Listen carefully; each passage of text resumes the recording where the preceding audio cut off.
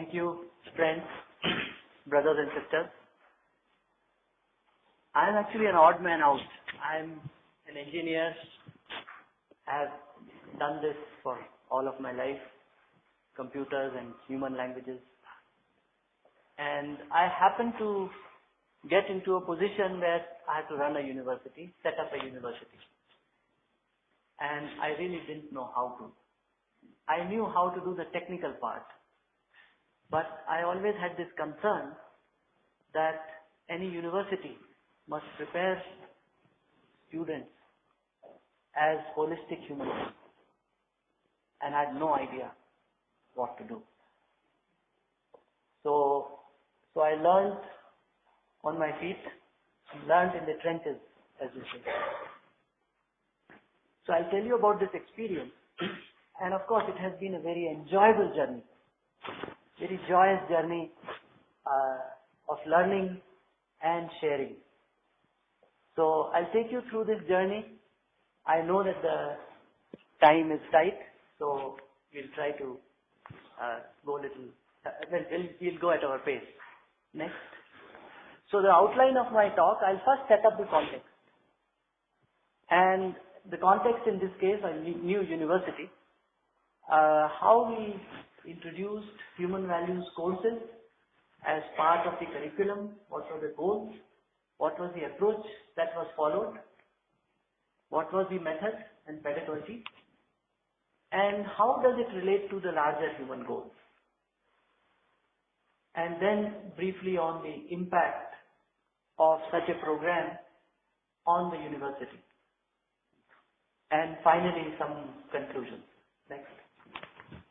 So this new university started less than 15 years ago, and goal was to do research in the selected areas of information technology and beyond. Information technology when it interacts with other disciplines, so sciences, earthquake engineering, humanities and so on. And secondly, to produce holistic and responsible human beings. Next.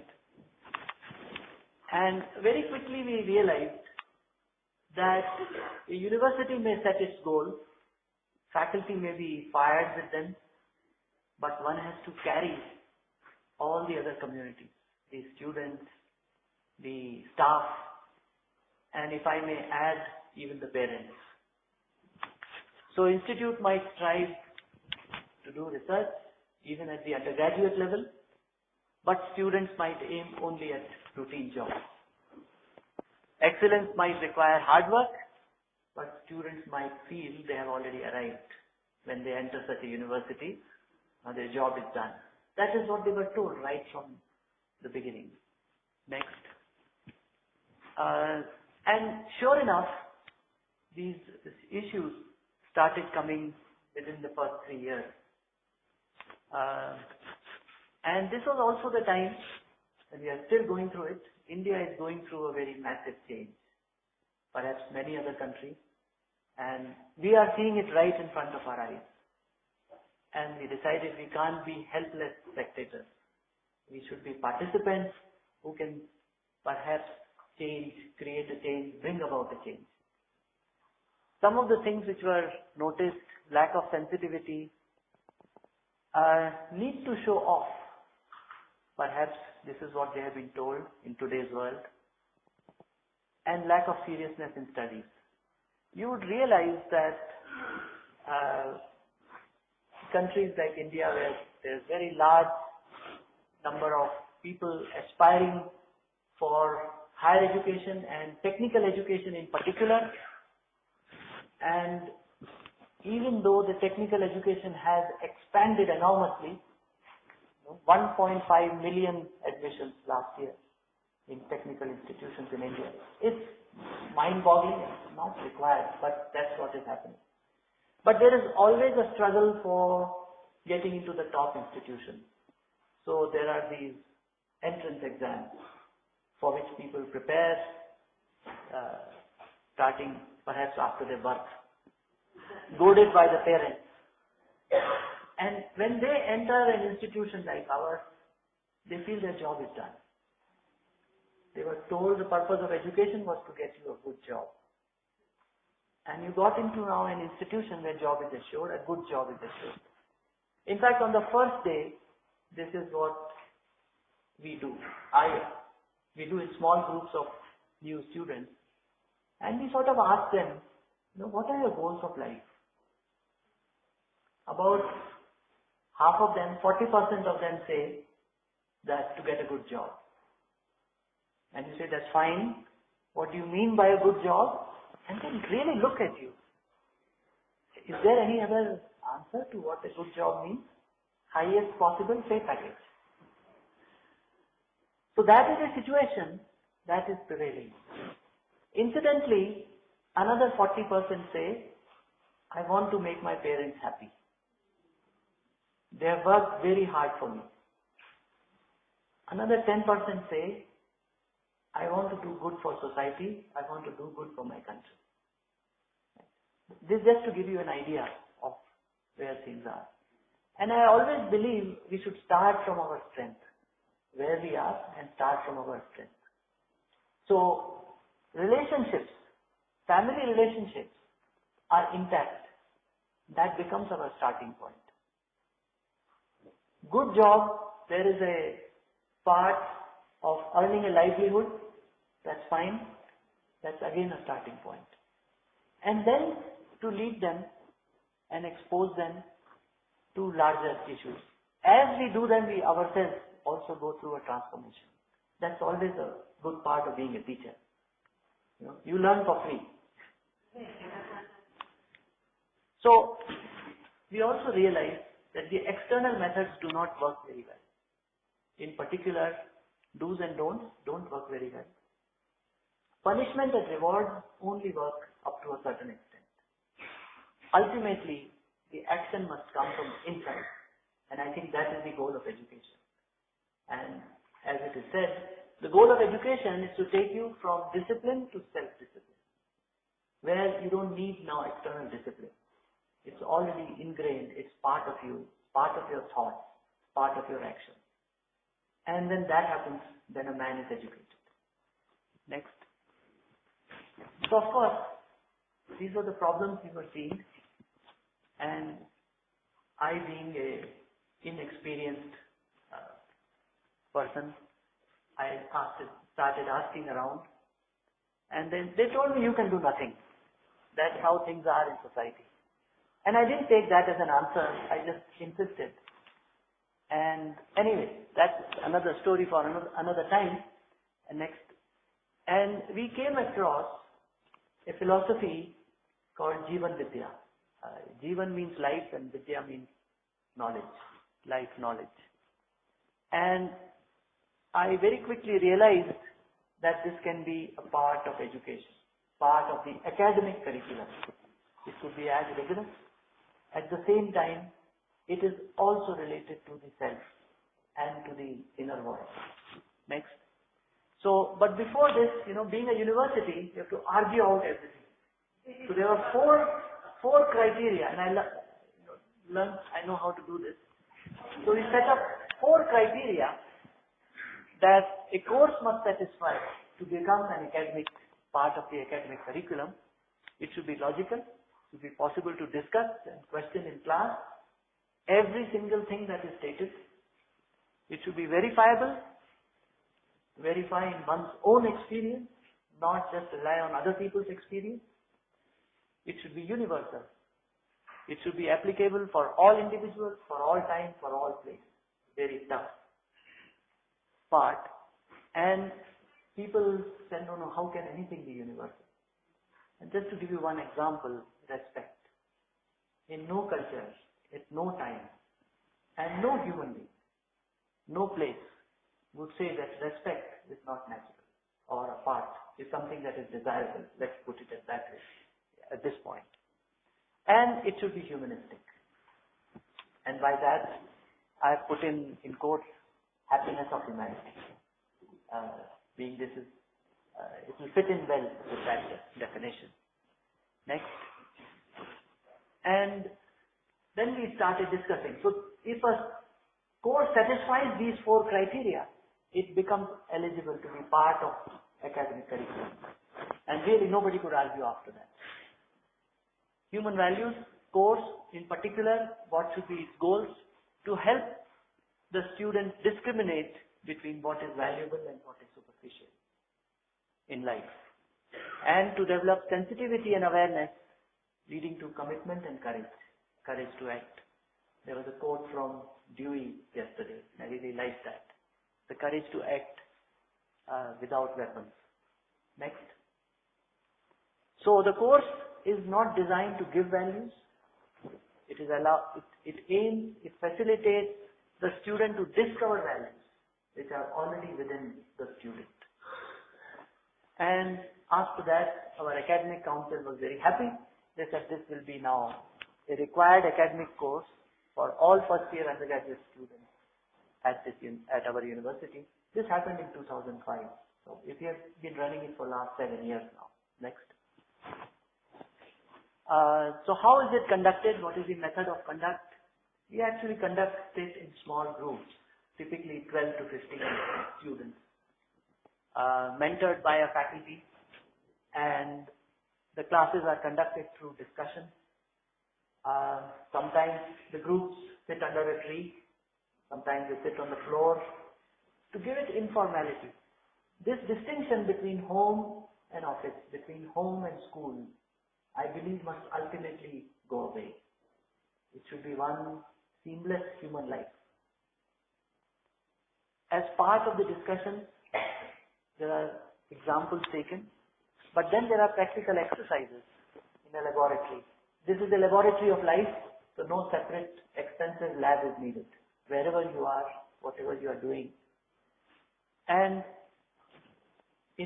through these experiments, one can check with their inner voice, and the answer would be an exploration to lead to a self-exploration. Next. Our faculty is always overloaded. There's so many things to do. So faculty came forward initially, and now they come forward willingly and very happily to conduct it. Faculty come from all disciplines and all departments, all centers here. It is everybody's responsibility. It is the core of education. So while there may be a resource person who can guide faculty, with whom faculty can discuss, but the course must be conducted by all the different faculty. So we form about a dozen groups, and first time I requested my colleagues, would you please take this extra effort? I know you're busy, you're teaching a course, you're doing research. Will you also take part in this? And we prepared hard for it, by the way, first time, and then again and again. And I said, you do it for 2 years, after that, somebody else. I'll request other colleagues. And sure enough, people who conducted it, they said, no, we want to continue conducting. Because this is, perhaps for the first time, I am realizing what the role of a teacher is. We have converted our universities, our colleges, our schools, without the core purpose of education being at the center. It sort of remains at the periphery and is not allowed to come. So the faculty actually continued. So what happened now, we have about 15 groups now, and there are 2 faculty members in each group, because they love it and it gives meaning to their own life and their own activity. Next. So what are some of the things that are done at the individual level? There is self-awareness, this is one of the first things. So we ask students to watch themselves, what happens when they get angry. And this is something that is then openly taken up and discussed in different groups. One's relationships in family, whether in a nuclear family or an extended family, joint family, friends in classroom, workplace, hostel, they are also like a family. So how they relate to them. And one of the feedback we have started getting now, and it comes from all over, somebody says, oh, I know all about your program. He happens to be the dean of a large university. I said, how? And he said, no, I follow it on a week-to-week basis. I said, how? My son is in your 3rd year. he has gone through this program. I said, what changes did you see? So he said, two changes he saw. One, I actually never communicated with my son. My son never shared things with me before, even when he was into school, K-12. And now he has started sharing a whole lot of things with me. And second change, he says, is that my son was after branded clothes, branded things, and he would spend a lot of money. Now he tells his elder brother, do you really need it? Why are you buying this? Why are you not buying the other thing? And he has started telling his elder brother, what is the purpose of spending money? What is the purpose of acquiring the good? Anyway, relationship in society, maybe I'll talk briefly little later. And of course the fourth, relationship with nature. How to avoid waste of electricity, water or anything else, avoid plastics. Right utilization of natural resources. I think that should come first and then the waste follows. How to avoid waste. That would be the... Dr. Dorji Thinley, day before yesterday, he talked about, or 3 days back, he talked about beneficence and spaciousness. And as I was listening to his lecture, I naturally related this, and perhaps I feel they are very closely related to all these. And the ethical and the moral dimensions are embedded in each one of them. So it's not something separate, it is really part of life. It is part of relationships, it's part of living the life. Next. So what is the content of this course? So therefore it relates to 4 aspects of human goals. And they are at 4 levels. At the level of the self, at the level of the family, at the level of society, at the level of nature. Next. At the level of self, it is sukh or happiness. I have to use a Hindi word or a Sanskrit word. The equivalent words are not available to me in English. For happiness, there are different aspects. There are perhaps a dozen words for happiness, each denoting a different part.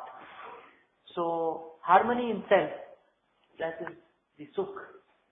In family, there is prosperity. What is prosperity? It is not having more than what I need. It is the feeling that I have more than what I need.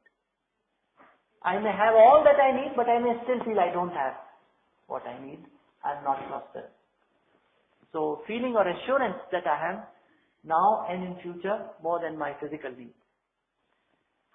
The goal of society is that of fearlessness, lack of fear. There are 2 words in Hindi for fearlessness, abhay and nirbhay.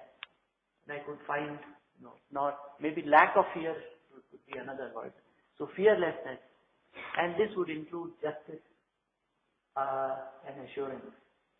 And justice at the level of the human being, justice to my family members, justice to my colleagues, justice in society, as I interact in society. So justice used in its true sense, wider sense. And nature, next, coexistence. And nature is not just cyclic, nature is mutually enriching. The cycle of nature actually enriches. And that is what. So these 4 aspects become the content of the course. And at every level, there is an attempt to connect with their own life. The student may connect with his or her own life. Next. So this Jeevan Vidya was actually propounded by Sri A. Nagaraj, who has written epic, volumes, a dozen volumes based on 30 years of research. They are available in Hindi, unfortunately not available in English. Couple of his books have been now translated, which are becoming available. So next.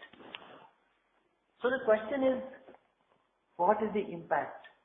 So when we had all started, we thought it will be a slow and long winding process. But the changes, some of the changes became very visible. So what I can say is change is slow but sweeping.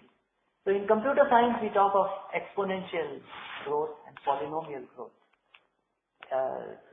By industrial method, normally one achieves the polynomial growth.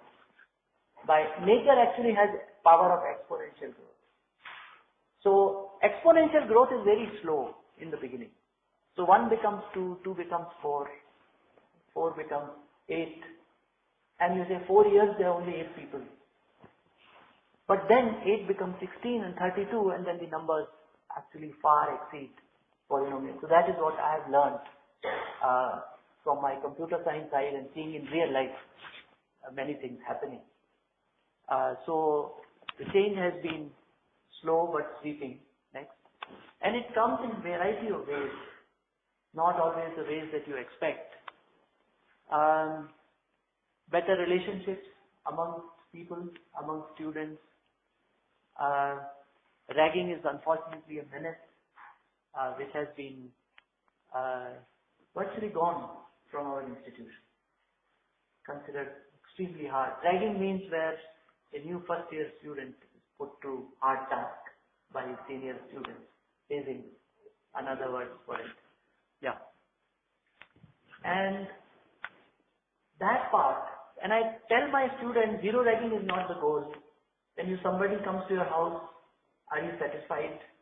If you say, I didn't rag the person, you have to welcome. The red carpet welcome should be the goal. Youth festivals, nature of cultural programs that are organized, the kind of food, different kinds of messes and different kind of food, where people become little more conscious of their own body. Seriousness towards studies, it also results in better grades. And I have a slide on each, but I know there will be no time, so it's there, but if we can pick up whatever you wish and explain, or I can give you those examples. For the support staff which come, human values, how does it affect their work? How does the environment created in the institution affect their work? Then reaching out to other colleges, and then of course research in human values. So we have some PhD students now working on human values and studying various aspects of it. Then running a department or a center based on relationships rather than a code, rather than rules. And eventually running the whole institution, the whole university along using the guidance of human values, based on human values. Maybe during question time I can take up whatever comes. But maybe the previous slide, maybe one example I will give, human values for workers. In the course, one of the assignments is that you go and clean your friend's room. There are people who will come into the cleaning, room cleaning and so on. This is in the hostel. And two conditions. When you clean the room, the pen should be present in the room. And second, you should do it under the guidance of an expert. And who is the expert? The man who cleans your room. So you do under his guidance. And there are interesting stories which have come out, what people actually found. One of the stories which the students then published it in their magazine. So a student who wrote his experience, so he said, well, this was a home assignment, so I said, okay, I will do it. So I contacted my friend. He said, oh, come tomorrow. Do it tomorrow. I said, all right. So next day morning, I went with a broom along with the usual housekeeping person.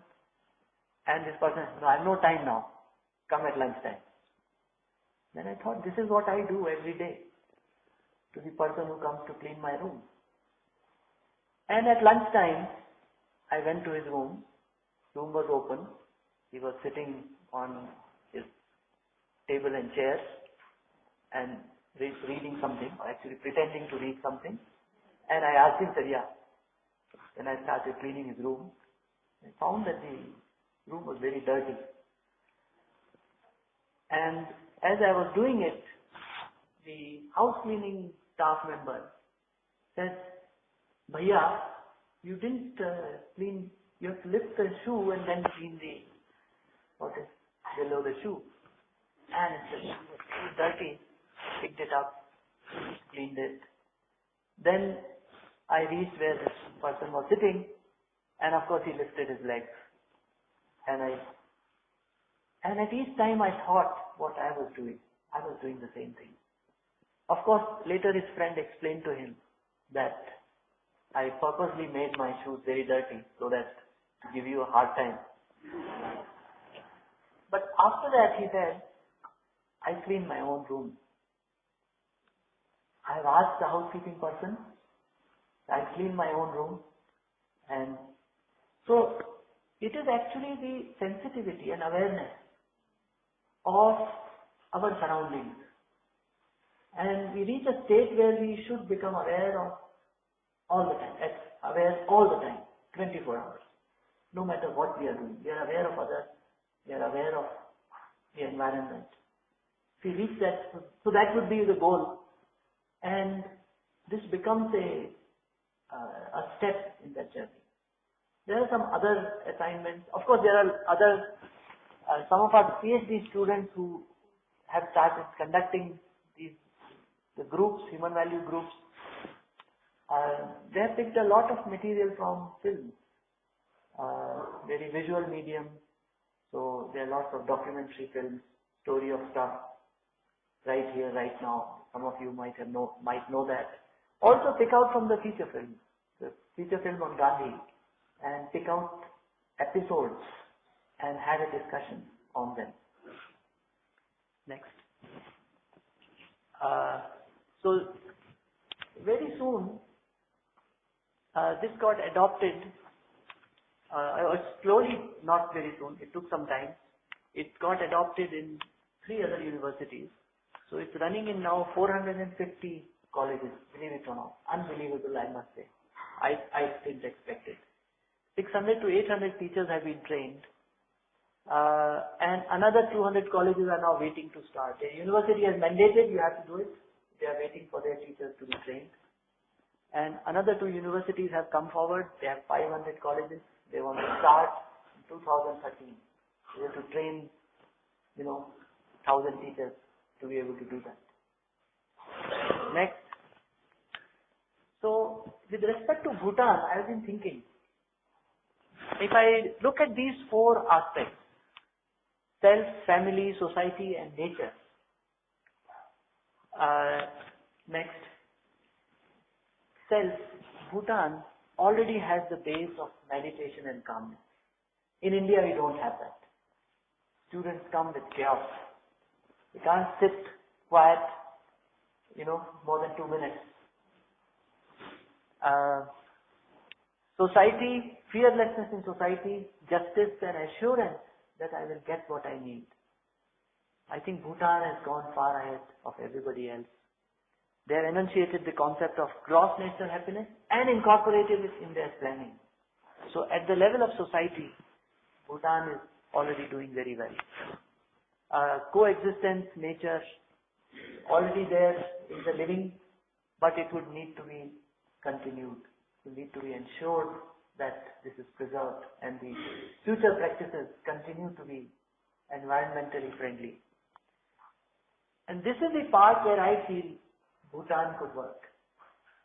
It is not just the society which talks of gross national happiness. It is the individual and the family who must feel that they are prosperous. So prosperity does not mean that I have more than what I need. It means I have more than I need and I know that I have more than I need. There are 2 parts to it. So to know that I have more than what I need, it requires me to decide what are my needs. And I am not speaking about needs in any restricted sense. It is for the individual to decide, for the family to decide. So, the individual and the family decide what are my needs, and do I have more than that? So that is a very critical part. And this becomes, of course, a very large issue over which we spend, a large amount of time in the course. We have now, courses running over 2 semesters, both are compulsory, the entire first year. So at this point, I may only say that the difference between the self and the body, myself and my body, so the needs of the body and the needs of myself, they are 2 different things. If I'm hungry, I need food. No amount of respect will help that. If every human being wants respect, no amount of food is going to solve that problem. So there are 2 distinct parts to human existence. And both these parts must be fulfilled. It is not enough to fulfill just one of them. The traditional societies emphasize the self in the human being, and perhaps the physical part was de-emphasized, perhaps on purpose. Today's world is not ready to accept that. The Western societies perhaps emphasize that the physical needs must be satisfied for every human being, and the self was left to the human being. Not enough work was done on identifying the needs of the self. Perhaps I may be wrong here. But the problem is, when these 2 get mixed, there is an explosive mixture. So I need respect. I feel to gain respect, I need now physical goods. So I need branded clothes, I need this, I need that, I need a bigger house. Young children may only want branded clothes. Older people want bigger cars and bigger houses. And even people in larger positions of power want bigger kingdoms. Now, when you mix the need for respect with trying to achieve it through physical means, it is doomed to be a failure. It will never ever work. And in that process, one will destroy the earth. Next. So, education must shape society of future, not just today's society. And I was reading a sentence from the convocation address of the king, which is put on the stone outside this College of Education, where king says, if there is one word that will be most important in Bhutan's journey, it is education. I am just rephrasing it to say that education will shape tomorrow's society. And science and technology, one thing it has done, we have the means now to ensure enough physical facilities for everybody. It is just that our systems are not right. And at the human level, we have not also worked. It is not just a system, it is a human individual. And another message, another thing that I learned, if you do what is right, if it is also done properly, it spreads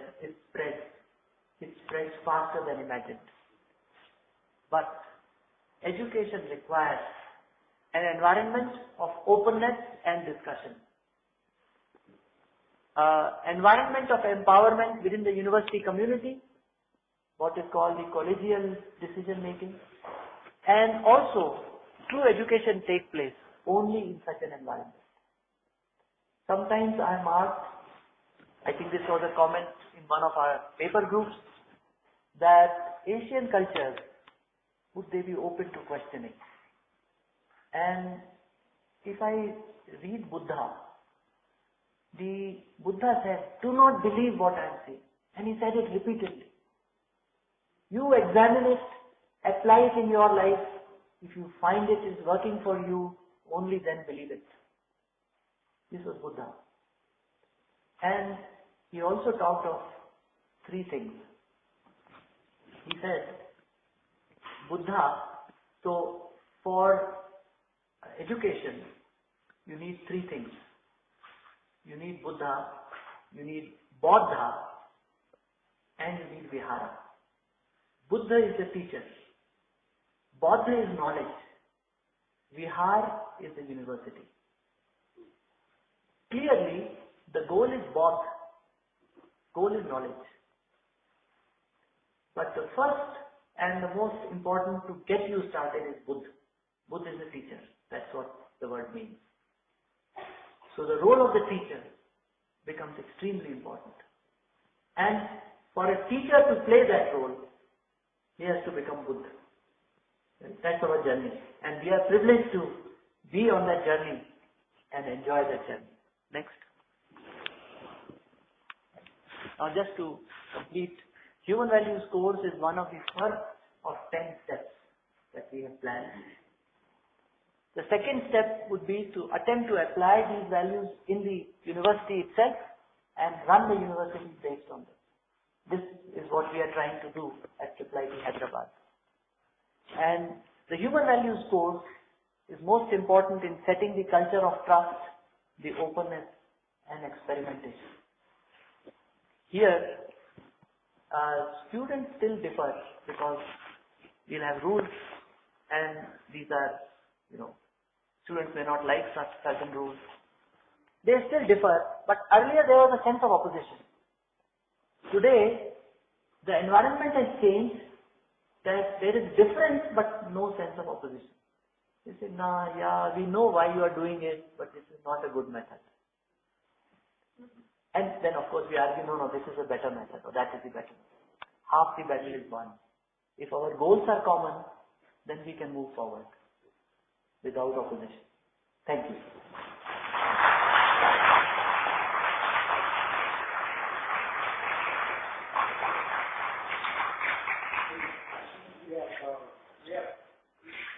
We have just enough time for a couple of questions.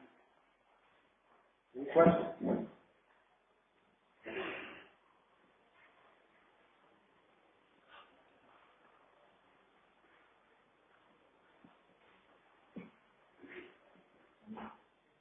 Reading from UNE.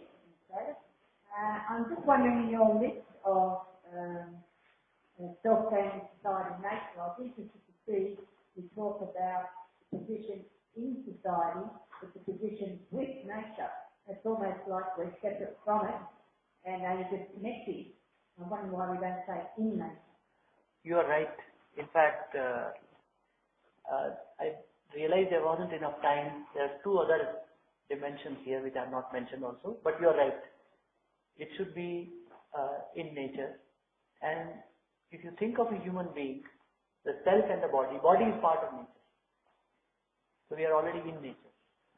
So when I use the word with, I used it in the conventional definition of rest of nature. But we are part of nature. Our body is part of nature. Thank you. Other questions, very quick. Is there a pressing question?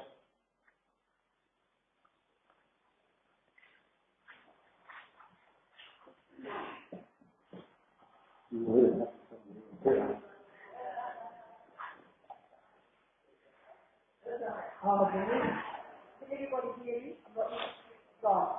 Yeah, okay. Okay, thank you so much for a really interesting presentation. I'm really quite inspired by that particular course and way of bringing it into the university. But how do you convince students who are very technical and discipline oriented to take on board this sort of family education? How do you make sure they don't see it just an add-on or something that has to be because something has to be done, but it's zero time? It's a good question. In fact, we do all kinds of surveys. We've been collecting data for last 6 years. And the first time this course was conducted, there was this feeling in students, so what kind of a course is this? This is good for people who are beyond 60. Why are they doing it for us? And their own survey which they conducted, they had two questions. One, there are several questions, but two important points which they wrote as a summary of the survey which they conducted. So the first point was that there were some 20% students who said, this is not for me, I am not going to listen to this course. So they participated in a half-hearted manner. And the summary of that view was, you can take a horse to water, you cannot make him drink. Then there was this other group, this again is their own survey, which says, if the horse doesn't go to water, there is no chance of drinking. So over the years, we have gone through various phases in which students who started with skepticism, also a bit of opposition in between, and then they've come to sort of like it and accept it. The most important part of this is that nobody, not a single person said there is anything wrong or bad in content. And this is scrutinized from all sides, from left, from Marxism, from religious point, all points of view. And they said, yeah, the content is good. So, because this content is so universal and humanistic. And so we also run workshops for faculty from other places. We run twice a year, in June and December, when the weather is nice in Hyderabad. It's also running in India in several other places now. So, the teachers who come there, some of them come because they are interested. Some of them come to explore, saying what kind of a beast is this. And they've all gone back saying content is fine. And there are people who have come and said, no, I disagree. But by the way, when is the next shivir? When is the next workshop? I want to send somebody who needs it. So there is a basic acceptance. So and people who come from deep religious background, they have gone back saying, I understand my religion better. There was the Vice Chancellor of the Tibetan Institute in Varanasi who came to this workshop. And he said at the end, this is how Buddha must have been. Who said, don't believe, verify. Professor Rinpoche, Sandong Rinpoche, Prime Minister of Tibet, till recently, exiled government in Dharamshala. He came, spent 7 days in the workshop. And he has many things to say. And incidentally, he had many observations. And one of the observations was that what has happened to modern people?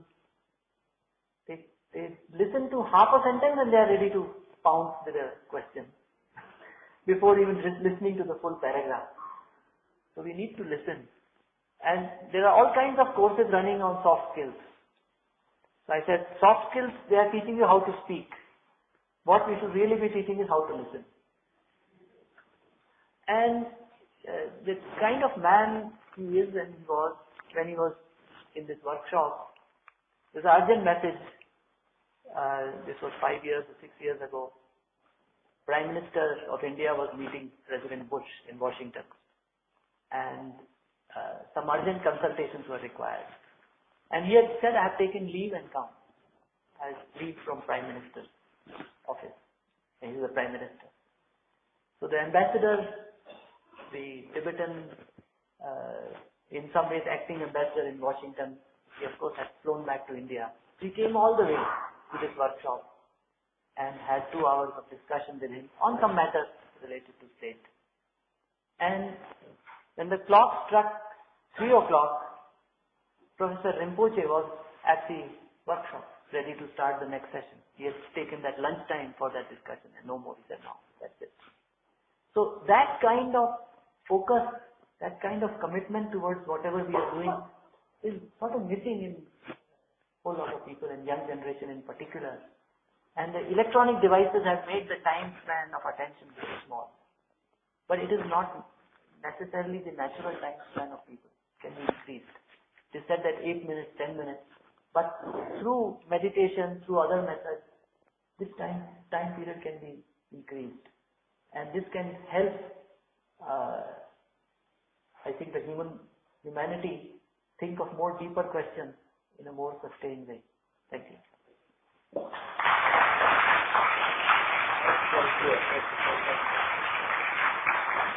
Well, thank you very much. And as we're concluding